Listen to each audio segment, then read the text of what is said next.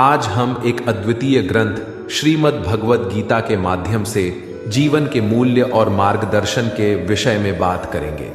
भगवद गीता, जिसमें भगवान कृष्ण ने अर्जुन को धर्म, कर्तव्य और जीवन के मूल्यों का उपदेश दिया है, हमें एक नए दृष्टिकोण से जीने का मार्ग दिखाती है। इस ग्रंथ से हम सीखते हैं कि जीवन की हर परिस्थिति को कैसे स्वीकार करें और आगे बढ़ें। भगवद गीता का संदेश है कि हमें अपने कर्तव्यों का पालन करना चाहिए और असफलता को नई शुरुआत मानना चाहिए। इस ग्रंथ से हम जीवन में साहस और संतुलन का मूल्य समझते हैं, जो हमें सफल और सुखी जीवन की दिशा में आगे बढ़ने में मदद करता है। आज हम आपको भगवान श्री कृष्ण की बड़ी ही अद्भुत कहानी सुनाने जा रहे हैं। एक बार भगवान श्री कृष्ण पृथ्वी लोक पर भ्रमण के लिए निकले तो उन्होंने एक युवक को देखा। वह ईश्वर को दोष देता जा रहा था। वह अपने जीवन से निराश था, दुखी था। तब भगवान श्री कृष्ण बौद्ध भिक्षु का रूप धारण करके उस युवक को असली दुख के बारे में ज्ञान देते हैं। तो चलिए इस कहानी के माध्यम से समझते हैं कि असली दुख क्या होता है। अगर आप यह कथा सुन रहे हैं तो पूरा सुनिए। इस कथा को आधा अधूरा छोड़कर जाने की गलती मत करिएगा, क्योंकि इस पवित्र कथा को पूरा सुनने से मनचाहे फल की प्राप्ति होगी। इसलिए इस कथा को पूरा सुने, और अगर आप सच्चे कृष्ण भक्त हैं तो कान्हा का अनादर ना करें। सुख और दुख एक ही सिक्के के दो पहलू हैं। यह बात तो आपने सुनी ही होगी। सुख और दुख हमारे जीवन में लगातार आते ही रहते हैं, और हमें लगता है कि हमारे जीवन में हजारों दुख है, हजारों समस्याएं हैं। लेकिन अगर आप वास्तविक तौर पर देखें, अगर आप इस बात को अच्छी तरह से समझें, तो आप यह समझ पाएंगे कि हमारे जीवन में केवल एक ही दुख होता है। और वो दुख क्या है, वो हम इस कथा के माध्यम से जानेंगे। और उस दुख का निवारण, उस दुख का समाधान क्या है, वो भी हम इस कथा में ही जानेंगे। तो इस कथा के अंत तक जरूर बने रहिए। एक समय की बात है, एक गांव में एक व्यक्ति रहता था। उसका नाम सोनू था।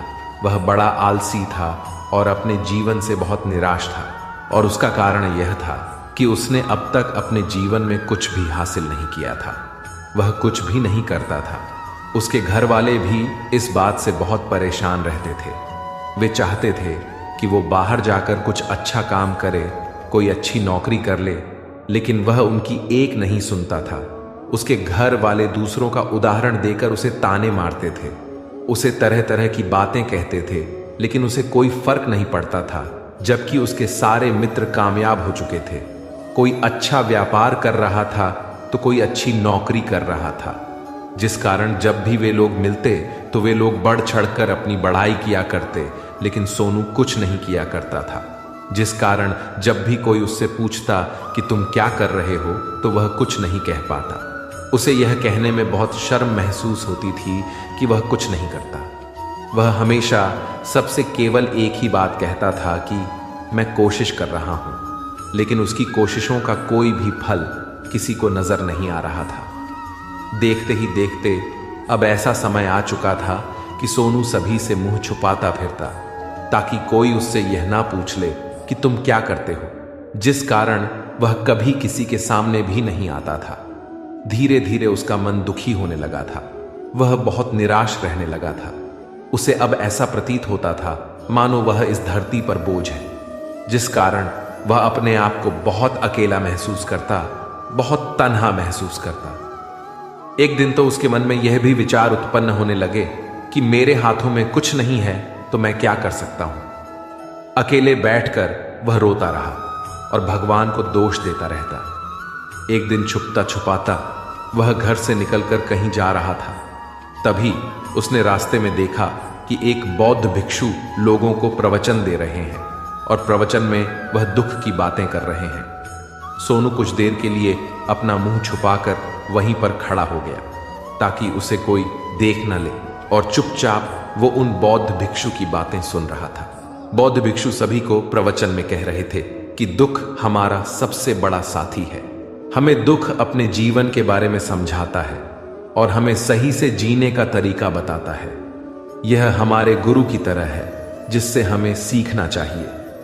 आप चाहे तो अपने जीवन में अपने दुखों को अपना गुरु बना सकते हैं और उससे सीख सकते हैं, या फिर आप चाहे तो अपने दुखों पर बैठकर रो सकते हैं, लेकिन इससे आपको कोई लाभ नहीं मिलेगा, बल्कि आप दिन ब दिन और कमजोर होते जाएंगे, निराश होते जाएंगे। सोनू छुप छुप कर उन बौद्ध भिक्षु की ये सारी बातें सुन रहा था। जैसे ही उपदेश खत्म हुआ, वह उन बौद्ध भिक्षु के पास पहुंचा। उन्हें प्रणाम करके वह कहता है, हे महात्मा, अभी आप कुछ देर पहले दुख को गुरु बता रहे थे। आप कह रहे थे कि दुखों से हमें सीखना चाहिए, हमें उन्हें अपना गुरु बनाना चाहिए। लेकिन मैं भी तो अपने दुखों से परेशान हूं, अपने जीवन से परेशान हूं। मैंने अब तक जो दुख झेला है, मुझे तो कभी ऐसा प्रतीत नहीं हुआ कि मेरे दुख मुझे कुछ सिखा रहे हैं, बल्कि मुझे तो हमेशा यही लगता है कि वो मुझे पीड़ा दे रहे हैं, तकलीफ दे रहे हैं, और दुख की पीड़ा बहुत भयंकर होती है।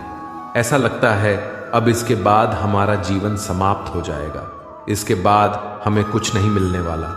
यहाँ तक कि हमें मृत्यु भी उसके सामने कम लगती है जब लोग ताने मारते हैं। जब लोग यह कहते हैं कि तुम क्या कर रहे हो, तो मन को बहुत ठेस पहुंचती है और मैं उनसे कुछ नहीं कह पाता। सोनू की ये सारी बातें सुनकर वह बौद्ध भिक्षु सोनू से कहते हैं, बेटा, तुम्हें क्या दुख है और तुम दुख के बारे में ऐसी बातें क्यों कर रहे हो? सोनू ने अपने ऊपर बीती हुई सारी बातें उन बौद्ध भिक्षु को बता दी और कहने लगा, हे महात्मा, क्या आपके पास मेरे दुख का कोई समाधान है? सोनू की यह बात सुनकर वो बौद्ध भिक्षु मुस्कुराने लगे और सोनू से कहते हैं, बेटा, जब तुम्हारे जीवन में कोई असली दुख आए तब तुम मेरे पास आना, मैं उसका समाधान तुम्हें अवश्य बताऊंगा। उन बौद्ध भिक्षु की ये बात सुनकर सोनू थोड़ा सा अचरज में पड़ गया। उसे यह समझ नहीं आ रहा था कि क्या उसने अब तक जो दुख झेला है वह असली दुख नहीं है। उसने जो अब तक पीड़ाएं सही हैं, जो ताने सहे हैं, जो तकलीफें उठाई हैं, क्या वह असली दुख नहीं है? आगे वह मन ही मन खुद से कहता है कि जब मुझे मेरे अपने ही नहीं समझ पाए तो ये बौद्ध भिक्षु मुझे क्या समझेंगे। इतना सोचकर वह वहां से चला गया। सभी लोगों के ताने सुन सुनकर सोनू बहुत थक चुका था, बहुत निराश हो चुका था, जिस कारण उसने निर्णय लिया कि वह अब कुछ करके दिखाएगा। उसने अपने पिता से थोड़ा सा धन लिया और उस धन से उसने एक व्यापार शुरू किया। उसके पिता बहुत खुश थे कि कम से कम मेरा बेटा कुछ करने का प्रयास तो कर रहा है, लेकिन उसे व्यापार में कोई सफलता नहीं मिल रही थी, जिस कारण वो बहुत ही हताश हो चुका था। उसे ये समझ नहीं आ रहा था कि वह क्या करे, किस तरह से अपने व्यापार को आगे बढ़ाए। तभी उसके पिता ने उससे कहा, बेटा, कोई बात नहीं, इसी तरह से प्रयास करते रहो, आज नहीं तो कल सफलता अवश्य मिलेगी। सोनू ने अपने पिता की बात मानी और अपने व्यापार में और भी कड़ी मेहनत करने लगा। धीरे धीरे उसे सफलता मिलने लगी और फिर उसने रफ्तार पकड़ ली। देखते ही देखे केवल 3 सालों के अंदर वह एक बहुत बड़ा व्यापारी बन गया। अब उसके पास धन दौलत की कोई कमी नहीं थी। लोग जो उसे पहले नापसंद किया करते थे, अब उसे पसंद करते थे, उसकी चिंता करते थे, उसके कार्यों की सराहना करते थे।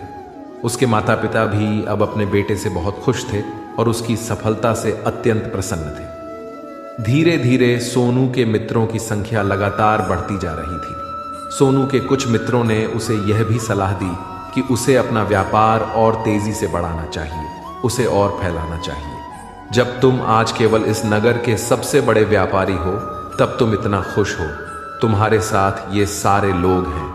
वहीं पर तुम सोचो कि जब तुम इस राज्य के सबसे बड़े व्यापारी बन जाओगे, तब तुम्हारे यहाँ पर लोगों की भीड़ लग जाएगी। लोग तुमसे मिलने के लिए समय मांगेंगे, यहाँ तक कि इस राज्य का राजा भी तुमसे मिलना चाहेगा, तुम्हारी तारीफ करेगा, और यदि कभी ऐसी जरूरत आ पड़ी तो वह तुमसे धन भी उधार लेने के लिए अवश्य आएगा।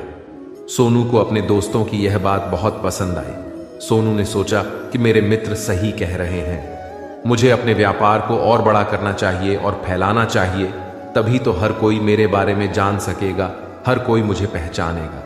उसने बिना देरी किए अपने समय को बिना गंवाए अपने व्यापार में और मेहनत करने लगा। लेकिन अब की बार उसके मन में धैर्य नहीं था, जिस कारण उसने कुछ अनुचित कदम उठाए ताकि उसका व्यापार जल्दी से जल्दी और बड़ा हो जाए। उसने कई लोगों से अधिक मात्रा में धन उधार ले लिया, जिससे उसके ऊपर अब काफी आरण हो चुका था। और इतना ही नहीं, वो यहां तक नहीं रुका। उसने अधिक से अधिक मुनाफा कमाने के चक्कर में अपने माल की गुणवत्ता को भी खराब कर दिया, जिससे अब उसके माल में वह बात नहीं रह गई थी जो पहले हुआ करती थी। लेकिन वह अपने मित्रों की बात सुनता रहा। जैसा उसके मित्र कहते थे वो वैसा ही करता चला जा रहा था। यहां तक कि उसने अपने व्यापार को और भी तीव्रता से बढ़ाने के लिए उसने दूसरे छोटे व्यापारियों के खिलाफ षड्यंत्र भी रचना शुरू कर दिया, जिस कारण उसके मन में अब पहले जैसा सुकून नहीं था। उसे अब रातों को नींद नहीं आती थी। वह केवल एक ही विचार में लगा रहता था कि किस तरह से उसका व्यापार पूरे राज्य में फैल जाएगा और वह इस राज्य का सबसे बड़ा व्यापारी बन जाएगा, जिस कारण वह दिन रात केवल इसी मेहनत में लगा रहता कि उसका व्यापार जल्दी से जल्दी और बड़ा हो जाए। हालांकि उसके पास अब सब कुछ था, धन दौलत, घर, गाड़ियां, नौकर चाकर, सभी सुख सुविधाएं, लेकिन उसके बावजूद भी वो उन चीजों का लाभ नहीं उठा पा रहा था, क्योंकि उसका पूरा ध्यान केवल अपने व्यापार को और उन्नति पर ले जाने में लगा था। एक दिन सोनू अपने रथ पर बैठकर एक मार्ग से होकर गुजर रहा था। तभी रास्ते में उन गुरुवर का आश्रम आया। यह देखकर वो उन बौद्ध भिक्षु के पास गया और बौद्ध भिक्षु से कहने लगा, हे महात्मा, आपने कहा था कि जब मेरे जीवन में कोई असली दुख आए तब मैं आपके पास आऊं। इस कारण मैं यहां पर आया हूं। आज मैं बहुत दुखी हूं। मैं रातों को सो नहीं पाता। मेरे पास सब कुछ होते हुए भी मैं उनका लुफ्त नहीं उठा पाता। उसने अपनी सारी बातें एक एक करके उन बौद्ध भिक्षु को बता दी। तभी वह बौद्ध भिक्षु सोनू से कहते हैं, बेटा, जब तुम पहली बार आए थे तब भी तुम बहुत दुखी थे, लेकिन तब तुमने अपने दुख से क्या सीखा था? इसके जवाब में सोनू उन बौद्ध भिक्षु से कहता है, हे महात्मा, जब मैं अपने जीवन में कुछ नहीं कर पा रहा था तब मैंने अपने दुखों से यह सीखा था कि केवल सोचने मात्र से कुछ नहीं होगा। उसके लिए हमें कुछ करना भी पड़ेगा, और केवल कोई कर्म करना ही हमें सफल नहीं बनाता, बल्कि उस कर्म को उसके अंजाम तक पहुंचना हमें सफल बनाता है। फिर चाहे रास्ता कैसा भी हो, फिर चाहे परिस्थितियां कैसी भी क्यों ना हो, फिर चाहे कितनी भी बाधाएं आपके रास्ते में क्यों ना आ जाएं, चाहे ऐसा क्यों ना लगने लगे कि अब आपके जीवन में कुछ नहीं बचा और आप कुछ नहीं कर सकते, तब भी हौसला बनाए रखें, उम्मीद ना छोड़ें और आप अपने कार्य पर डटे रहे, ये सोचकर कि जब तक मैं अपने कार्य को सफल नहीं कर लेता, जब तक मैं अपने लक्ष्य तक नहीं पहुंच जाता, तब तक मैं इस कार्य को करता रहूंगा। मैं इस कार्य में अवश्य सफल होकर ही रहूंगा, जबकि बाकी लोग केवल सफल लोगों को महत्व देते हैं, उनके कर्मों को नहीं। सोनू की ये सारी बातें सुनकर वह बौद्ध भिक्षु मुस्कुराने लगे और सोनू से कहते हैं, बेटा, जब तुम्हारे जीवन में असली दुख आए तब तुम मेरे पास आना, मैं तुम्हारी समस्या का समाधान अवश्य करूंगा। इतना कहकर वह बौद्ध भिक्षु वहां से उठकर चले गए। सोनू एक बार फिर से उनकी ये बातें सुनकर आश्चर्यचकित रह गया। उसे अब ये समझ नहीं आ रहा था कि क्या उसने जो दुख देखा है, उसने जो तकलीफें अब तक सही है, क्या वह असली दुख नहीं है? उसके मन में अब एक सवाल उत्पन्न होने लगा कि असली दुख क्या है और इसकी पहचान क्या है, और मुझे कैसे पता चलेगा कि किस समय में मैं असली दुख में हूं। लेकिन उसने कुछ नहीं कहा। वह ये सब सोच ही रहा था कि तभी वह बौद्ध भिक्षु सोनू के पास एक बड़ा सा घड़ा लेकर पहुंच जाते हैं। उस घड़े के अंदर सोने के सिक्के थे। उस घड़े को देते हुए वह बौद्ध भिक्षु सोनू से कहते हैं, बेटा, तुम इसे उस पेड़ के नीचे दबा दो, क्योंकि ये मेरे किसी काम का नहीं है। जब मुझे इसकी जरूरत पड़ेगी तब मैं वहां से खोदकर इसे निकाल लूंगा। लेकिन अभी के लिए इसे वहां पर मिट्टी के नीचे दबा दो। सोनू ने उस बौद्ध भिक्षु की बात मान ली और उस घड़े को पेड़ के नीचे जाकर मिट्टी में दबा दिया। इतना करके वह गुरुवर को प्रणाम करता है और वहां से वापस अपने घर की ओर लौट जाता है। धीरे धीरे समय बीतता गया।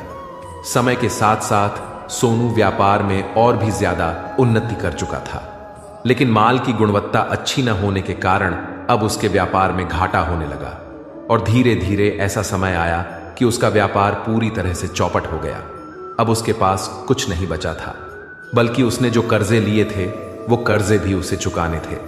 लेकिन वह तो ये सोचकर निश्चिंत था कि उसने जो कुछ भी कर्जे लिए हैं वो कर्जे उसने अपने मित्रों से लिए हैं, जिस कारण वह उन्हें लौट आने में थोड़ी देर अवश्य कर सकता है।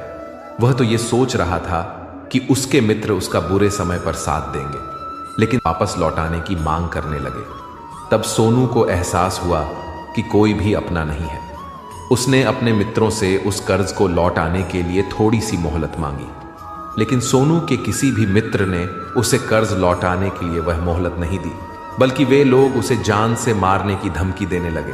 अपने मित्रों के मुंह से यह सब सुनकर सोनू बहुत ही आश्चर्यचकित रह गया। वह जो कुछ सोच रहा था सब कुछ उल्टा पड़ गया। जिस व्यापार के चलते उसके मित्र बने थे, इतने शुभचिंतक बने थे, वे सब उससे दूर जाने लगे थे। हर कोई उससे पीछा छुड़ाना चाहता था, कोई भी उसका साथ नहीं देना चाहता था। धीरे धीरे उसकी सारी संपत्ति नीलाम हो गई। अब उसके पास कुछ नहीं बचा था। वह सड़क पर आ चुका था। उसने हार मानकर अपने माता पिता से कहा, पिताजी मेरी मदद कीजिए, मेरे ऊपर बहुत आरण है, मुझे उसे लौटाना है, कृपा करके मुझे थोड़ा सा धन दे दीजिए। इस पर सोनू के पिता ने सोनू से कहा, बेटा मेरे पास तो ले देकर बस यही एक छोटा सा घर है। अगर ये अभी मैं तुम्हें दे दूं, यदि मैं इसे भी बेच दूं, तो मैं और तुम्हारी माँ कहाँ रहेंगे? हमें दर दर की ठोकरें खानी पड़ेगी, हमें सड़कों पर भीख मांगनी पड़ेगी। ले देकर अब हमारे पास केवल यही संपत्ति बची है, इसलिए मैं तुमसे क्षमा मांगता हूं। अपने माता पिता के मुख से यह सुनकर सोनू चुपचाप वहां से चला गया और मन ही मन सोच रहा था कि अब मेरे पास कुछ नहीं बचा। जो था वह तो सब लुट गया, बर्बाद हो गया। अब मैं जीकर क्या करूंगा? अब मेरे पास केवल एक ही रास्ता है जिससे मैं अपने कर्जदारों से अपना पीछा छुड़ा सकता हूं। यह सोचता हुआ वो एक ऊंची पहाड़ी की ओर पहुंचा।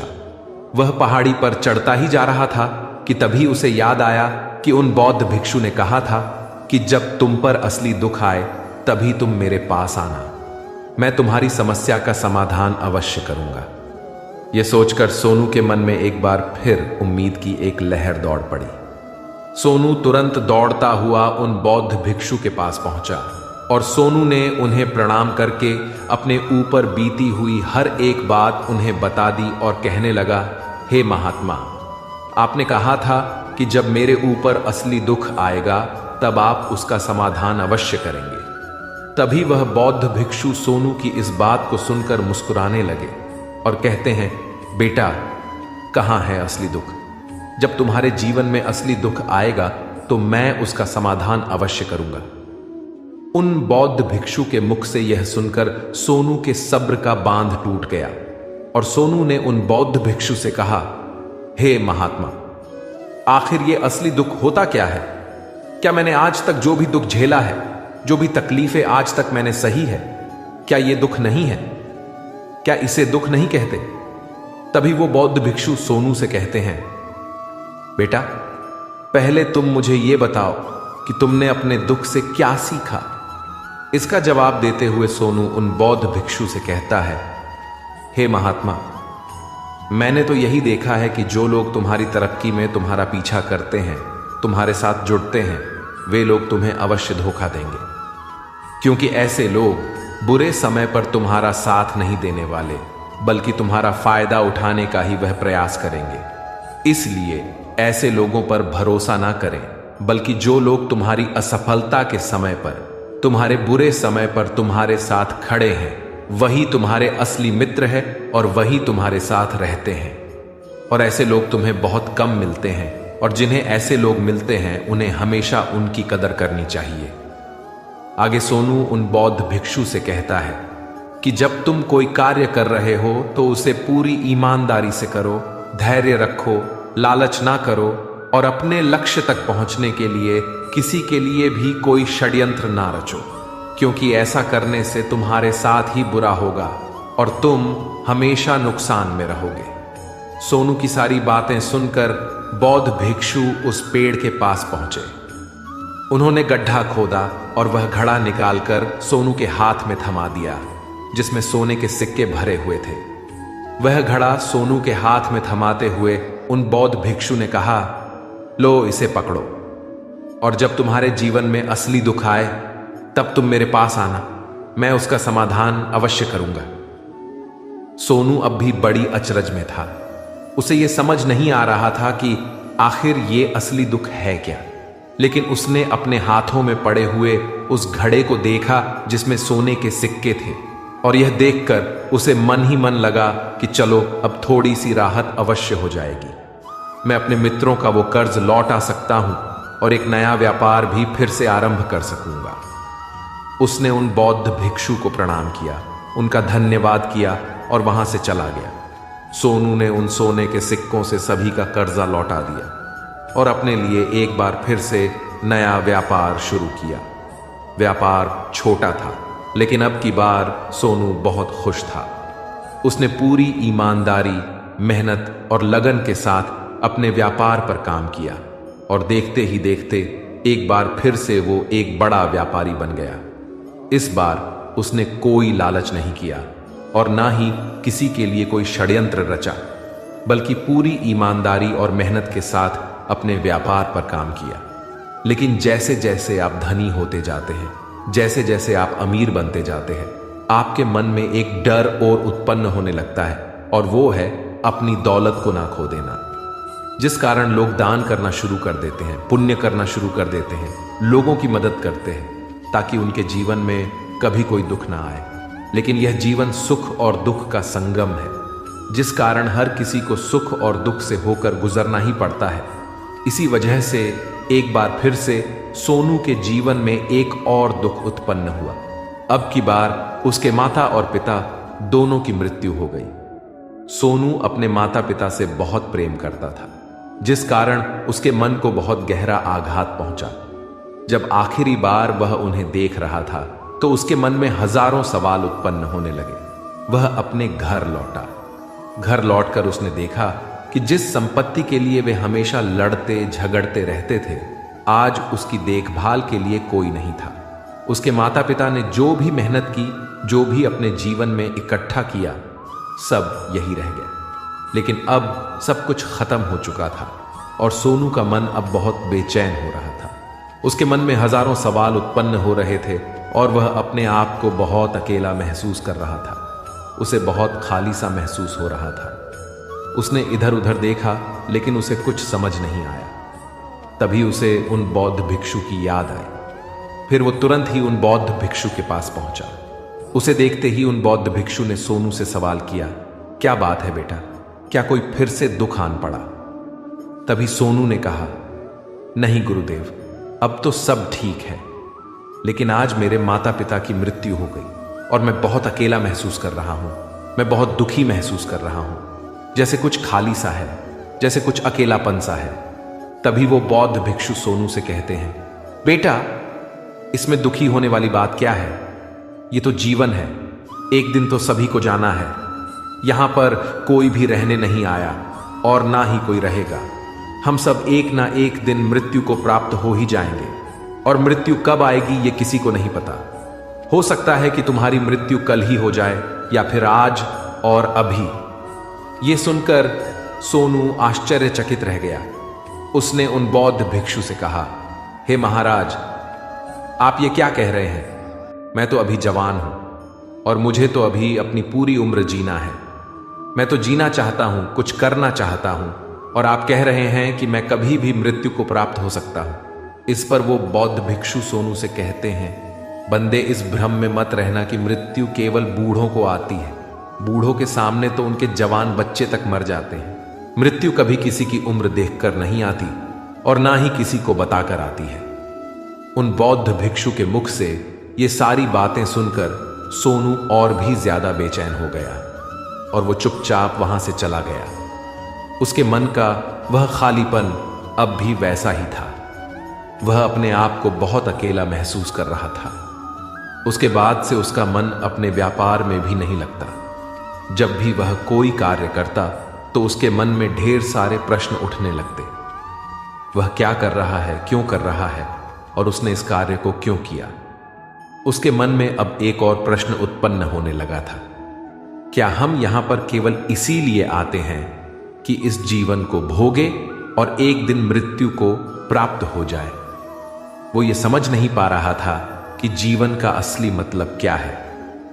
उसने कई विद्वानों से पूछा, अपनी तरफ से जो मुमकिन हो सकता था खोजबीन की, लेकिन उसे कोई जवाब नहीं मिल पा रहा था। और जब उसे कोई जवाब नहीं मिला तो उसका दुख और भी बढ़ गया, जिस कारण उसके मन की बेचैनी और भी बढ़ चुकी थी। और उसे यह समझ नहीं आ रहा था कि वह क्या करे, कहां जाए, किससे पूछे। तभी उसे फिर से उन बौद्ध भिक्षु की याद आई। वह एक बार फिर से उन बौद्ध भिक्षु के पास पहुंचा और उसने अपने मन की सारी बातें उन गुरुवर को बता दी। तभी वह बौद्ध भिक्षु मुस्कुराने लगे और सोनू से कहते हैं, बेटा, आज पहली बार तुम्हारे जीवन में असली दुख उत्पन्न हुआ है। वास्तव में तो यही है जिसे हम दुख कह सकते हैं, जो दुख कहलाने लायक है कि हमें पता ही नहीं हम क्या कर रहे हैं, कहां जा रहे हैं, क्यों जा रहे हैं, वो कौन है, क्या है, क्यों है, हम क्या करना चाहते हैं। तभी सोनू ने कहा, हे महात्मा, मेरे इस दुख का समाधान कीजिए, मुझे इस दुख का निवारण दीजिए। तभी वह बौद्ध भिक्षु सोनू से कहते हैं, हम सबके अंदर क्रोध, लालच, लोभ जैसी कई वासनाएं हमारे अंदर घर करके बैठ जाती है, जिस कारण हम अपने जीवन को टुकड़ों में जीते हैं और हमारी चेतना कभी एक नहीं हो पाती। हम कभी एक जगह सोच नहीं पाते, समझ नहीं पाते और हमारी ऊर्जा शक्ति भी पूरी तरह से छिन्न भिन्न हो जाती है। और आजकल के इस दौर में हमारे पास तो इतना भी समय नहीं कि हम एक पल भी निकाल करके एक पल के लिए मुड़कर अपने आप को देख सके, अपने आप को समझ सके। वास्तविकता में हर कोई यहाँ पर अपने जीवन भर केवल दुख दुख कह के चिल्लाता रहता है, उसका समाधान निकालने का हर मुमकिन प्रयास करता है। लेकिन जिसे हम दुख समझते हैं वह तो दुख है ही नहीं, तो इसका समाधान आपको कहां से मिलेगा? ये तो परिस्थितियां हैं जिसके कारण हम अपने आप को दुखी समझते हैं, अपने आप को तकलीफ में समझते हैं। जैसे ही हम एक परिस्थिति से निकलते हैं, हम किसी दूसरी परिस्थिति में फंस कर रह जाते हैं। जिस प्रकार हम पहली समस्या का सामना करते हैं, उसी प्रकार हम दूसरी समस्या का भी सामना करते रह जाते हैं। और जब हम इन परिस्थितियों से हार मान लेते हैं, जब हमें लगता है कि अब कोई रास्ता नहीं बचा, तब हमारे सामने हमें केवल एक ही रास्ता नजर आता है और वह है मृत्यु। लेकिन यह कोई समाधान नहीं है, यह कोई रास्ता नहीं है।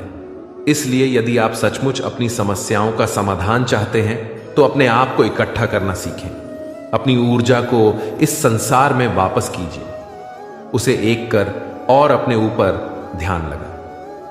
मृत्यु से पहले अपने आप को पहचानो, अपने आप को जानो, अपने आप को बिखरने मत दो। तभी सोनू उन बौद्ध भिक्षु से कहता है, हे महाराज, तो क्या हमें इस जीवन को नहीं जीना चाहिए?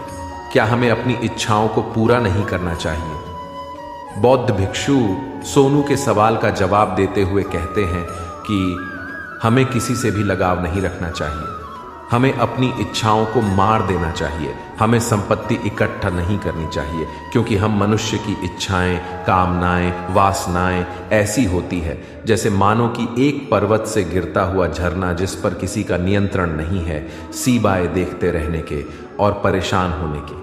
लेकिन जब तुम अपने ऊपर ध्यान देने लगते हो, तब तुम अपने आप को पहचान जाते हो, समझ जाते हो, तब तुम इस पर नियंत्रण पा सकते हो।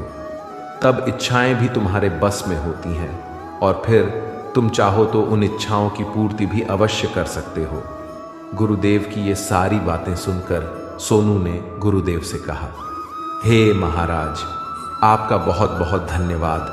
आपने मेरी सबसे बड़ी समस्या का समाधान आज कर दिया है। मैं आज से अपने आप को एकत्रित करूंगा। गुरुदेव, मानव शरीर में बहुत ऊर्जा है, बहुत शक्ति है, पर वह बेकार के कामों में लग जाती है, जिस कारण हमारा जीवन भी बेकार की चीजों में लगा रहता है। लेकिन हम कभी भी इस पर अपना ध्यान नहीं देते। हम कभी भी अपनी ऊर्जा को केंद्रित नहीं करते, अपने ऊपर कभी ध्यान नहीं देते। हमारा जीवन भी कुछ ऐसा ही है। हम अपने जीवन में हमेशा अपने आप से, ऊपर वाले से सवाल करते रहते हैं कि हमारे जीवन में इतना दुख क्यों है।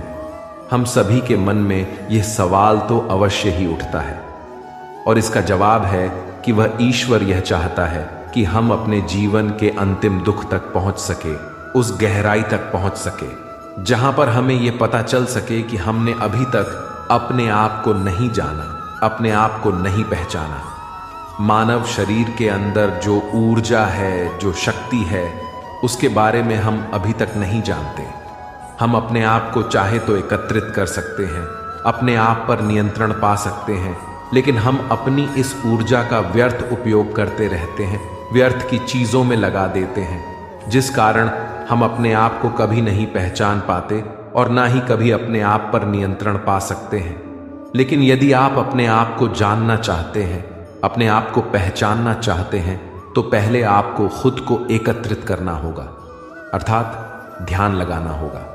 ध्यान से ही आप अपने दुखों की, उन समस्याओं का समाधान निकाल सकते हैं, और तभी आप अपने आप को पहचान सकते हैं, जान सकते हैं, और अपने जीवन के हर दुखों का समाधान भी कर सकते हैं।